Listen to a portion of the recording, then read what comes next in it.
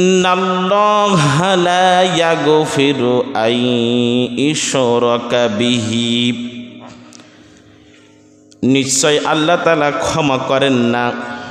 ইন্নাল্লাহা, নিশ্চয় আল্লাহ তাআলা লা ইয়াগফিরু, ক্ষমা করেন না, ইউশরাকা বিহি, যারা নাকি আল্লাহ তাআলার সাথে শিরিক করে, শরীক স্থাপন করে, তাদেরকে আল্লাহ তাআলা ক্ষমা করেন না।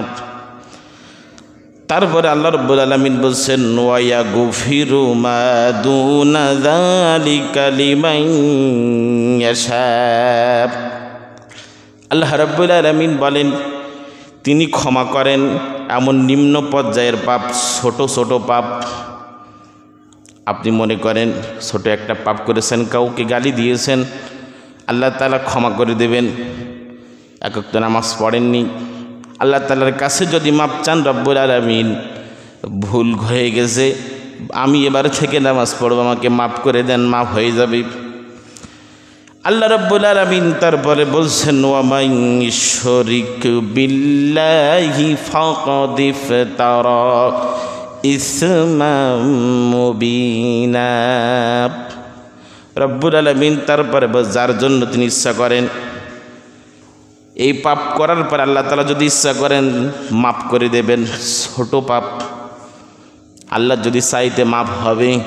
কিন্তু যে ব্যক্তি শিরিক করবে, রব্বুল আলামিন কোরআনুল কারীমের ভিতরে বলতেছেন ওই ব্যক্তিকে আল্লাহ রব্বুল আলামিন মাফ করবে না, সে মহা বিপদের মধ্যে আবদ্ধ হয়ে যাবে।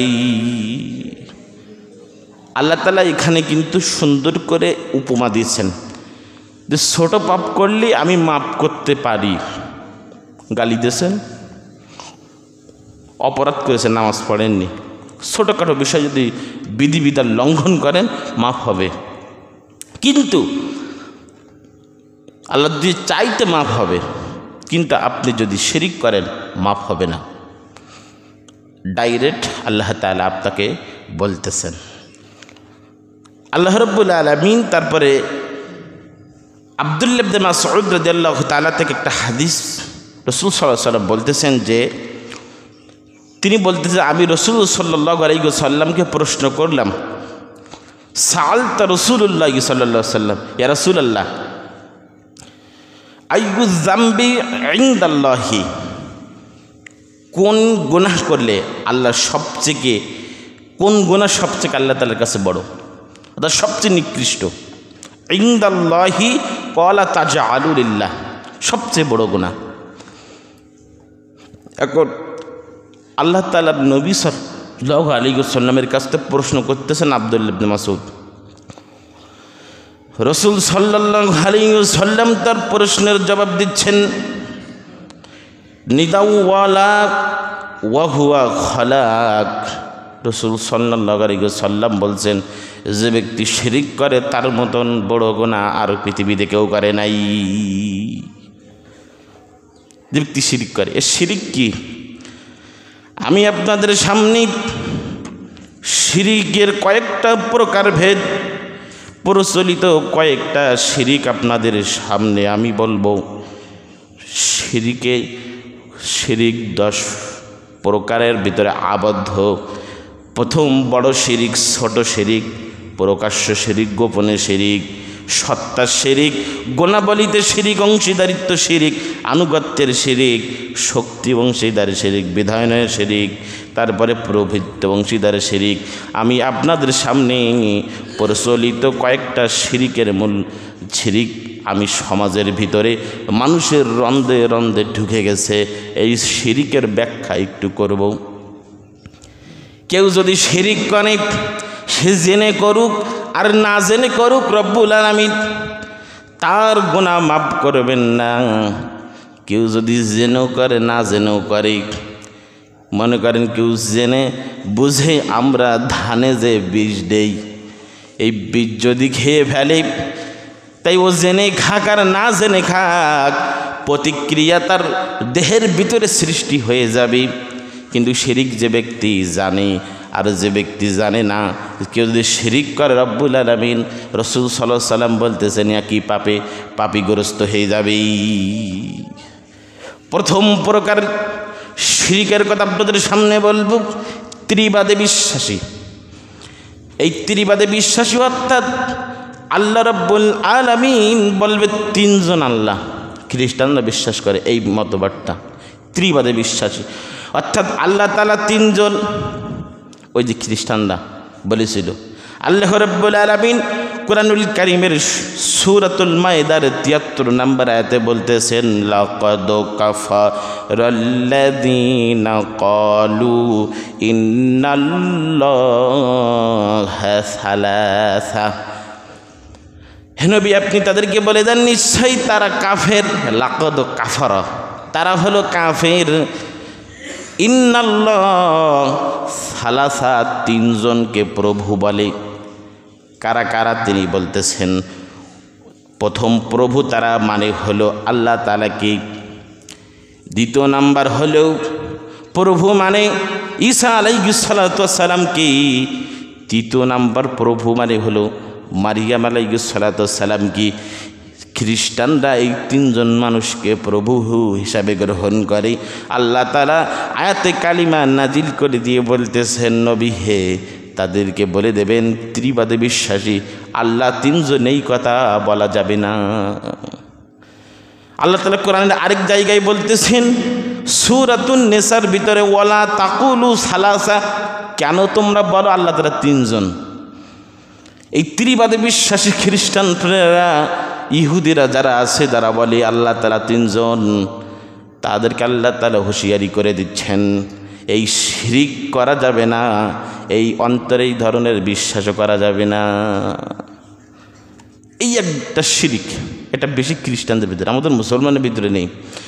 দ্বিতীয় নাম্বার হলো কোনো নবীকে আল্লাহ মনে করা যাবে না। ওই যে ঈসা আলাইহিস সালাতু ওয়াস সালামকে কাফেরেরা বলেছিল, লাকাদ কাফারাল্লাযীনা ক্বালু ইন্নাল্লাহু হুয়াল মাসীহু ইবনু মারইয়াম। কাফেরেরা বলেছিল, যারা বলে মাসি ইবনে মারইয়াম আল্লাহ, ওই মারিয়ামের ছেলে অর্থাৎ ঈসা আলাইহিস সালাতু ওয়াস সালাম মাসীহ ইবনু মারইয়াম, মাসির ছেলেই মরিয়ামের ছেলেকে যারা আল্লাহ বলেছিল, তারা আল্লাহর সাথে শিরিক করেছে। এই মানুষগুলা যারা নিশ্চয় নিজেদের মূর্তি বানিয়ে সেগুলোকে পূজা করত, সেগুলোকে বানিয়ে সেগুলোকে পূজা করত। আল্লাহ রাব্বুল আলামিন তাদেরকে উদ্দেশ্য করে বলছে, ওয়াল্লাযীনা ইয়াদউনা মিন দুনিল্লাহি লা ইয়াখলুকুনা শাইআন ওয়া হুম ইখলাকুন। আল্লাহ তাআলা ছেড়ে দিয়ে অন্যদেরকে ওরা ডাকতো কোনো বস্তুকে সৃষ্টি করে, বরং ওরা নিজেরা সজিত, ওরা নিজেরা তৈরি করেছে, নিজেরা বানিয়েছে, বানানোর পরে তাকে প্রভু বলে মানে। ওরা এইটা দেখে না এটা আমি বানিয়েছি, আমি সৃষ্টি করেছি, আমি আবার একে মেরে ফেলার শক্তি রাখি, তাহলে কি করে সে আল্লাহ প্রভু পরিণত হয়ে যায়। এই দ্বিতীয় প্রকারের শিরিক। তৃতীয় প্রকারের শিরিক আপনাদের সামনে আমি বলব, সেটা হলো আল্লাহ তাআলার জন্য সন্তান সাব্যস্ত করা। আল্লাহ তাআলা বিয়ে করেছেন, আল্লাহর সন্তান আছেন। এই খ্রিস্টানেরা বলতো আল্লাহর বউ হলো মারিয়াম। ইহুদি নাসারারা বলে, ওই সময় বলেছিল ঈসা আলাইহিস সালাতু ওয়াস সালাম কি, যে মারিয়াম হলো আল্লাহ তাআলার বউ, আর হলো ঈসা হলো আল্লাহ তাআলার সন্তান।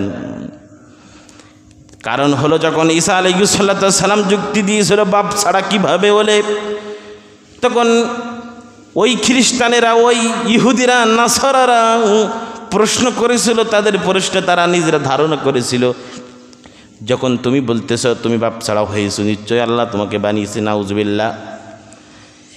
আল্লাহ তাআলা বলতেছেন এই বিশ্বাস করা যাবে না। দ্বিতীয় নাম্বার হলো আল্লাহ ব্যতীত অন্য কাউকে ভূখণ্ডে ইবাদত করা যাবে না। আল্লাহ হয়তো মক্কার কাবের এখন 1400 বছর আগে নবীকে আল্লাহ তাআলা বলতেছেন, নবী হে তাদেরকে বলে দেন ওই মূর্তির পায়ের মাথা নত করা যাবে না, আল্লাহ ছাড়া কাউকে ইবাদত করা যাবে না। 4 নাম্বার চলে গেল। 5 নাম্বার গায়রুল্লাহকে সেজদা করা। আল্লাহ ব্যতীত অন্য কাউকে সেজদা করা যাবে না। আল্লাহ ব্যতীত এই মাথার মস্তকটা কারোর পায়েও ঠেকানো যাবে না। আল্লাহ তাআলা নির্দেশ দিচ্ছেন, ওয়াকাদা রাব্বুকা আল্লা তা'বুদু ইল্লাল্লাহ, আমি আল্লাহ ছাড়া আর কারোর ইবাদত করা যাবে না, কারোর দাসত্ব করা যাবে না, গোলামি করা যাবে না, ডাইরেক্ট হুকুম ইবাদত করা যাবে না। আমরা দেখতে পাই বিভিন্ন জায়গায় মানুষজন গিয়ে বিভিন্ন মাজারে মাথা ঠেকি সেজদা দিয়ে তারা নিজেদের জন্য প্রভু মনে করে তাদেরকে এমন মাথা ঠেকিয়ে তারা চায় মাজারে, তার কাছে চাই, মাজারে গিয়ে সেজদা দেয়, নিজের মনের আকুতি কাকুতিগুলো বলে। আল্লাহ রাব্বুল আলামিন বলতেছেন ওইটা হলো শিরিক। এখন শিরিক করলে আমি আপনাদের সামনে আরেকটা আযাবের কথা আমি আপনাদের সামনে বলি। আল্লাহ রাব্বুল আলামিন যে ব্যক্তি শিরিক করবে তাদের কি হবে রব্বুল আলামিন বলতেছেন, শিরিককারীর গুনাহ কি হবে। রাসূল সাল্লাল্লাহু আলাইহি ওয়াসাল্লাম বলেন, হাদিসটি বর্ণনা করেন, হাদিসটি বুখারী শরীফের 3350 নম্বর হাদিস। রাসূল সাল্লাল্লাহু আলাইহি সাল্লাম বলেন, কিয়ামতের ময়দানে ইব্রাহিম আলাইহিস সালাতু সালাম তার পিতা আজরকে দেখতে পাবেন। ইব্রাহিম আলাইহিস সালাতু সালাম তার পিতা আজরকে দেখতে পাবেন। আজর তার পিছনে দাঁড়ানো। আজরের মুখমণ্ডলে ইব্রাহিম আলাইহিস সালাতু সালামের পিতা আজর, তার মুখমণ্ডল ধুলাবালি থাকবে। তখন ইব্রাহিম আলাইহিস সালাতু সালাম বলবেন, ওহে আমার পিতা, দুনিয়ার পরে আপনাকে আমি বলেছিলাম মূর্তি বানাবেন না, মূর্তির সহযোগিতা করবেন না, মূর্তি বানিয়ে মূর্তির দাসত্ব করবেন না। আমি আপনাকে বলেছিলাম, আপনি আমার কথা শোনেননি। ইব্রাহিম আলাইহিস সালাতু সালামের পিতা বলবি, ও ইব্রাহিম, দুনিয়ায় ভুল করেছি, আর ভুল করব না, তুমি যা বলবে তাই শুনব। আল্লাহ তাআলার কাছে সুপারিশ করে দাও, যাতে করে আল্লাহ তাআলা আমার দেহটাকে ভালো করে দেয়, সুন্দর করে দেয়। আল্লাহ তাআলার কাছে ইব্রাহিম আলাইহিস সালাতু সালাম বলবেন, রব্বুল আলামিন, আপনি আমার কাছে ওয়াদা করেছিলেন কিয়ামতের ময়দানে আমাকে অসম্মানিত করবেন না, আমাকে লজ্জিত করবেন না। রব্বুল আলামিন, আপনি আমার কাছে ওয়াদা করেছেন।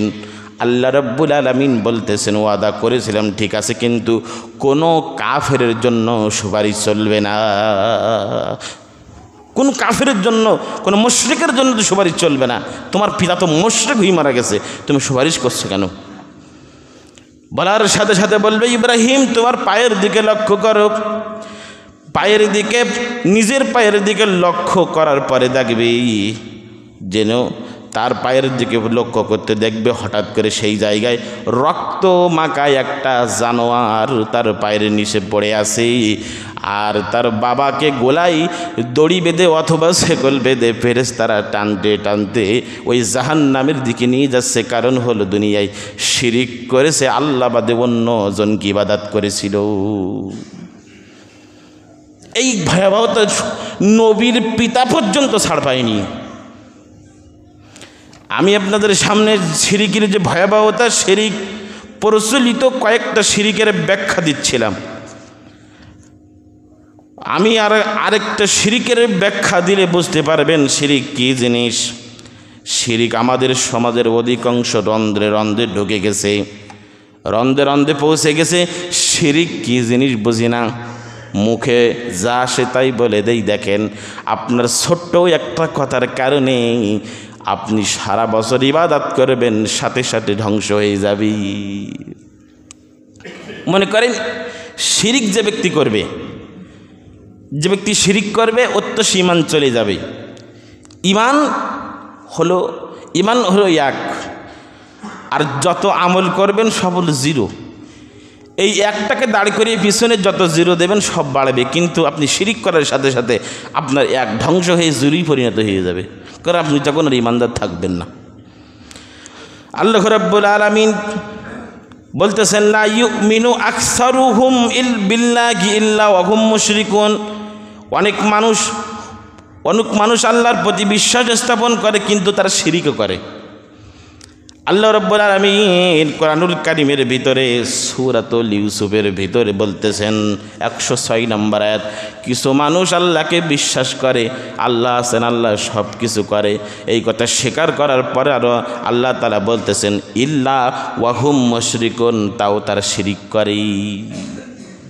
কীরকম শিরিক দেখেন, মুস্তাদরাক হাকিমের ভিতরে গ্রন্থের ভিতরে একটা হাদিস আসছে, হাদিসের বর্ণনাকারে আব্দুল্লাহ ইবনে মাসউদ রাদিয়াল্লাহু তাআলা আনহু, তিনি বলতেছেন রাসূলুল্লাহ সাল্লাল্লাহু আলাইহি ওয়াসাল্লাম বলেন, এমন এক সময় আসবে আলান নাসি জামানুন ইয়াজতামিউনা ফিল মসজিদ ফীহিল মুমিন, এমন একটা সময় আসবে যখন লোকজন মসজিদে একত্রিত হবে বটে, কিন্তু মসজিদের ভিতরে ইমানদার থাকবে না।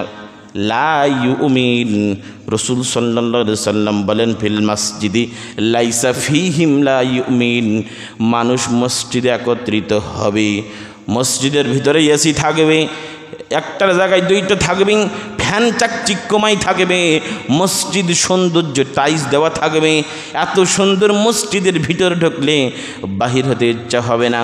রাসূল সাল্লাল্লাহু আলাইহি সাল্লাম বলছেন থাকবে চাকচিক্য, কিন্তু লা ইউমিন, ইমানদার মুমিন থাকবে না। তারপরে রাসূল সাল্লাল্লাহু আলাইহি সাল্লাম বলতে মসজিদের ভিতরে মুমিন পাওয়া কষ্টকর হয়ে যাবে। হযরত আয়েশা সিদ্দিকা রাদিয়াল্লাহু তাআলা আনহা বলতেছেন শিরিক রন্ধে রন্ধে ঢুকবে, ঢুকতে ঢুকতে মানুষের এমন হয়ে যাবে, ক্বালা রাসূলুল্লাহ সাল্লাল্লাহু আলাইহি ওয়াসাল্লাম আশ-শিরকু আখফা মিন দাব্বিয যামবি আলা সফারি মিন লাইলাতিজ যুলুব। আয়েশা রাদিয়াল্লাহু তাআলা আনহু বলতেছেন রাসূল সাল্লাল্লাহু আলাইহি ওয়াসাল্লাম বলতেছেন, আয়েশা এমন একটা সময় এসে যাবে যে সময় মানুষ অন্ধকার রাত্রে ক্ষুদ্র পিপিলাকা চিনতে পারবে, কিন্তু শিরিককে এই সমাজের মানুষ চিনতে পারবে না। অন্ধকারের পিপিলাকা চিনতে পারবে, কিন্তু শিরিককে চিনতে পারবে না। শিরিক এত সূক্ষ্ম ছোট ছোট হয়ে যাবে, ছোট্ট একটি কথার কারণে শিরিক হয়ে যাবে, শিরিক হয়ে যাবে ছোট্ট একটি কথার কারণে। রাসূল সাল্লাল্লাহু আলাইহি সাল্লাম বলতেছেন এই কথা, মুস্তাদরাক হাকিমের ভিতরে হাদিসটা আসছে যে রাসূল সাল্লাল্লাহু আলাইহি সাল্লাম আশ-শিরকু আখফা মিন যামবি, যে অন্ধকার রাতের পিপিলেখা চিনতে সহজ হবে, কিন্তু শিরিক এত পরিমাণ রন্ধে রন্ধে পৌঁছে যাবে মানুষ চিনতে পারবে না।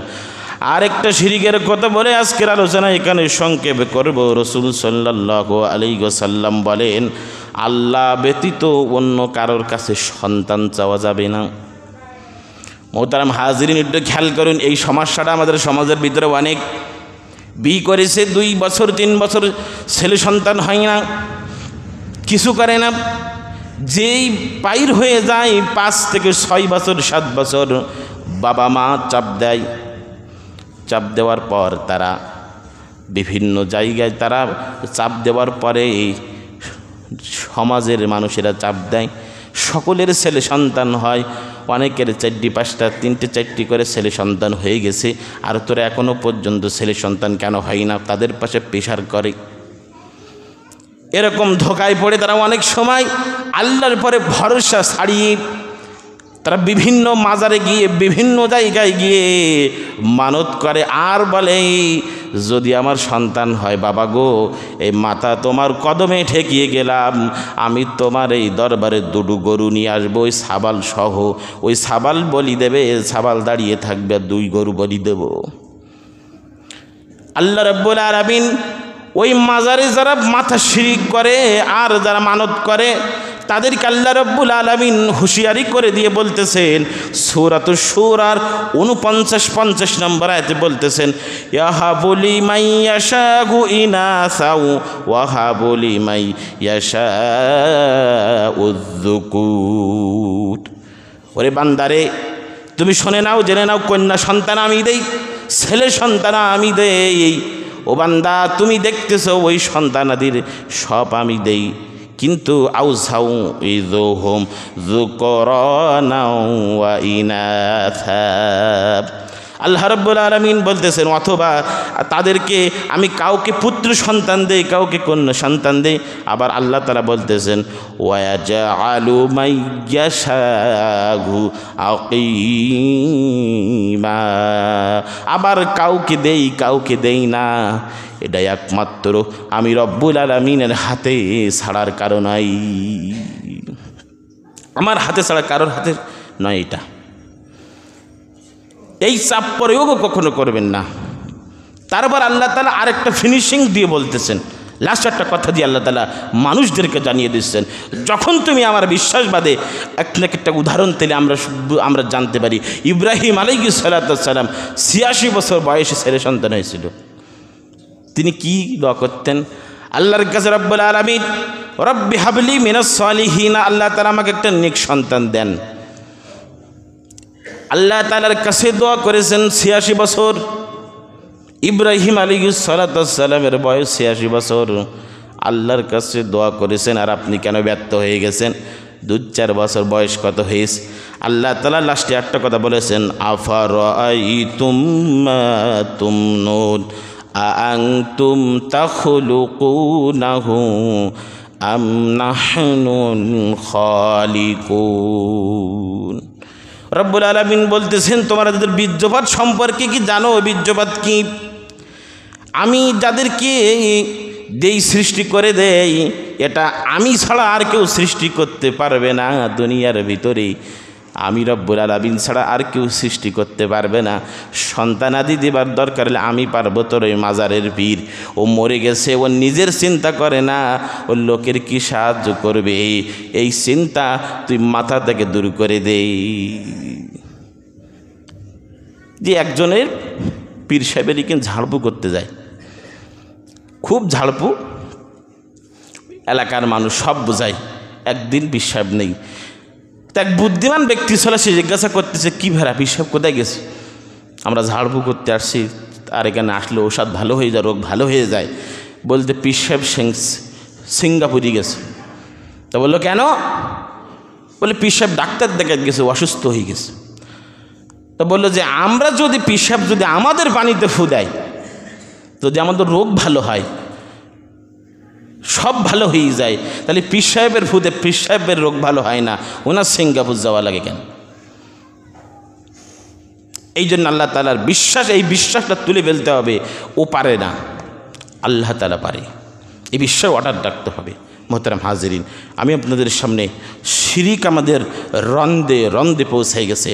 5টা শিরিকের সম্পর্কে 6টা আলোচনা করলাম।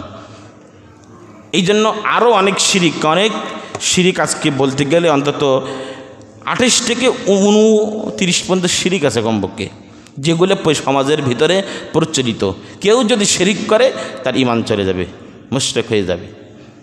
আল্লাহ তাআলা আমাদের এই শিরিক থেকে বাঁচিয়ে দেন। সবাই আল্লাহুম্মা আমিন, জোরে বলেন আল্লাহুম্মা আমিন। সেই শিরিক থেকে বাঁচিয়ে দেন। আর আমরা চেষ্টা করব শিরিক থেকে বাঁচার জন্য, আমরা চেষ্টা করব গুনাহ থেকে বিরত থাকার জন্য চেষ্টা করবেন। যারা করবেন তারা আল্লাহ তাআলার কাছে পরকালে হিসাব সহজ হয়ে যাবে। যারা করবে না, নিজের ইচ্ছা মতন চলবে, নিজের খামখেয়ালি মতো চলবে, নিজের মন যা বলে তাই করবে, ও কাল কিয়ামতের ময়দানে ফেসে যাবে। আল্লাহর দরবারে মুখ তুলে তাকানোর কোনো দিশা পাবে না। আল্লাহ তাআলা আমাদের সকলকে আমল করার তৌফিক দান করুক, হিসাব সহজ করে। আল্লাহুম্মা আমিন। ওয়া আখিরি দাওয়ানা আলহামদুলিল্লাহি রাব্বিল আলামিন।